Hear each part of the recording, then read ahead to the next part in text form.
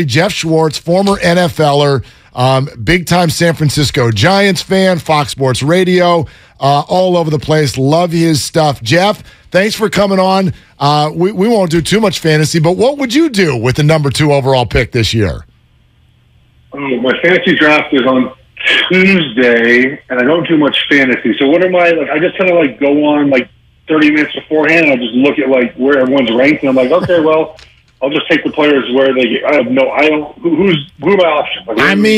Some will say Christian McCaffrey, others will say Austin Eckler, some want to go receiver and grab Cooper Kupp or Justin Jefferson. Like number 2 overall pick? Yes. Yeah. Jamar Chase. It's a running back, right? So whoever the next step is in line for running back. Yeah. I don't know who's number 1 this year. Who's contested Jonathan Taylor. And then maybe McCaffrey if you're not fearing the injury. He's healthy this year, but his injury health has been quite concern for years now. So a running back. Kamara, he's not being suspended, right? So maybe he's an option, but you have a new offense there, right? So maybe he's not the best choice. You could say with Nick Chubb. They got to run the ball a bunch in Cleveland now without Deshaun Watson, but then you also have he splits reps there too. So with Kareem Hunt, yeah. All right, we've officially made this even harder. Fantastic, Geoff Schwartz with us. So Jeff, would love to hear you weigh in on kind of the number one thing we're dealing with today, because final roster cut down tomorrow, and there are rumors, suggestions that the 49ers, in order to not let Jimmy go somewhere else or not let him prep somewhere else, they may actually use a roster spot on a guy they're not planning to keep. A, what do you think about that? And B, is this in any way doing Jimmy dirty in not letting him go find a new spot? Well, he's making a lot more money staying there, so I don't know if that's dirty or not. But so there's many different things here. One is that I have never felt that he was going to be traded. No team was taking on that salary, and in my opinion, his demand is far less than we think it is, and I'll tell you why. And this kind of fits into where I think he'll end up. So if you're a bad team, if you're Seattle, if you're the Texans, or talk about the Jets, or even the Browns, who might be bad with Jacoby Brissett, getting Jimmy Garoppolo doesn't really do you anything. It's a 1-year fix, and maybe you win 7 or 8 games. But what's the point of that? You're bad for a reason. You want to draft a quarterback. Even if you're Houston, you want to see if Davis Mills is your guy, right, for 1 more year. And so I've always felt Jimmy Garoppolo would be released, and I see him as a high-priced backup on a winning team. If you're the Patriots, you're telling me you don't want Jimmy Garoppolo for 1 season, just to, Tom Brady gets hurt for a month, you insert Jimmy Garoppolo and nothing changes. It's going to change, obviously, but you have a better chance to win than not, right? If you're Buffalo and you're fighting for that 1 seed, and Josh Allen, takes the hit as he's running, he's out for 2 or 3 weeks. It would be nice to have Jimmy Garoppolo as your quarterback. So that, to me, feels like where he's going to be. So it brings me all the way back to keeping on the roster makes no sense, because you need this to be Trey Lance's year. And if you have Jimmy Garoppolo on the roster, there's always going to be that thought of, well, if Trey Lance struggles, we always can go back to Jimmy Garoppolo. If you do that, you're admitting fault and the end of Trey Lance in San Francisco, right? You cannot go back to Jimmy Garoppolo. It's now Trey Lance's team. You cannot have that option on the roster.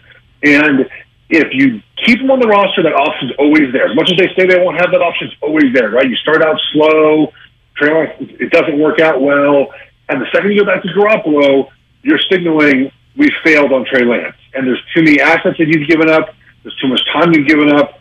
So you can't have that option on your roster. It makes perfect sense for sure. But then, I'm looking at it from, let's say Trent Williams' perspective. He's 34. He's probably at the apex of his Hall of Fame career. His best chance to win the Super Bowl might be this year. And if I'm him, man, I almost would rather have that insurance of a second quarterback on the roster just so I can potentially get that Super Bowl ring. How would you think of it if you were on this team and you were 30, 33, 34, 35? Would you want that second quarterback, or would you say, no, it's still a distraction, move him on?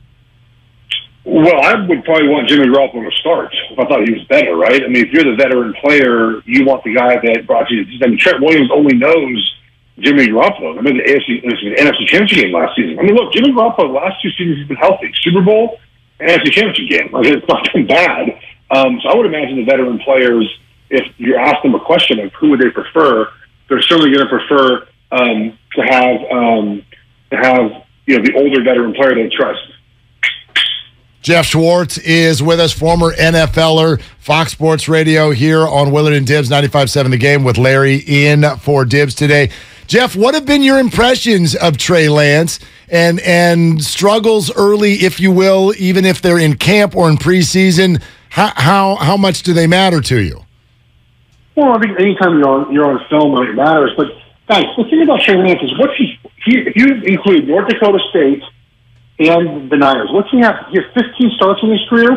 He has no playing experience. Like, it's going to take time for him to grow into being a starting NFL quarterback to where you feel comfortable with him like being your guy. I mean, yeah, there are players that have started fast in their careers, but they also have 2 or 3 years of hard college experience in Division I. Like, Trey Lance doesn't have any of that, and so I think it's no surprise he's starting slow. There are some things that he's shown on film that are impressive, that he has the physical capability to do a lot of things, but the idea that he's going to be great right away, I think, feels very odd to me. So that's where I stand with Trey Lance, and it's not a good or bad thing. It's like he needs time to work. He's not playing a lot of football, and that experience matters in that position.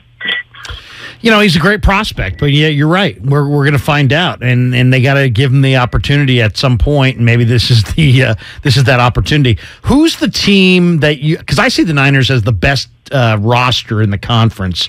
Who's their number one competition in the conference? That the team that could potentially stand between them and another trip to the Super Bowl. I mean, you can have all the roster talent you want, but if your quarterback's not good, that doesn't matter. So, I mean, to me, it's the Bucs still. I mean, you look at what they have on the offensive defensive line. I know they're a little beat up on the offensive line. You look at the weapons they have at wide receiver. Look at even the players they have, in their secondary, their linebackers, and Tom Brady. Like they're to me the favorite. Green Bay. I mean, Green Bay is going to be good. I just don't know how good. With the loss of Adams, and they just continue to kind of fall. Their offensive line is a big concern to me. So, to me, it's Tampa Bay as the favorite. But the Niners, again, if Trey Lance can play average, a little bit, I mean, they're going to win a lot of football games. So, it's just, to me, it's about Trey Lance. Jeff, before you go, we know about your roots as a San Francisco Giants fan. We've been tossing this around today, too. The Giants they're not good, but it's not like the worst Giants team we've ever seen. However, out here, the fan base seems madder than they've ever been. Something about this team really angers people. Do you feel that way? And if so, why? Can we still sell? Is a deadline coming up soon? Yes. Rodon is on the market. Do you want him? Yeah. I think that the frustration is, well, at least for me, I've kind of tuned out the last couple of weeks. It's very clear they're not going to make a playoff push.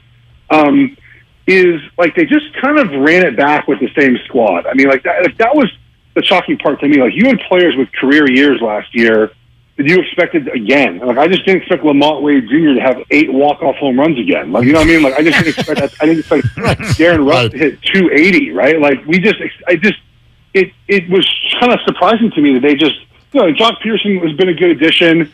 Look, I think the best thing that happened the last month is Bart started hitting, right? Like, that, I think, is the best thing that we've seen. Like, he went down, came back up because of injury, and all of a sudden he's hitting much better, not striking out as much anymore. So there's some positives there. And I think also, if you're a fan, this is both good and bad. Like, there's no one under contract after 2024.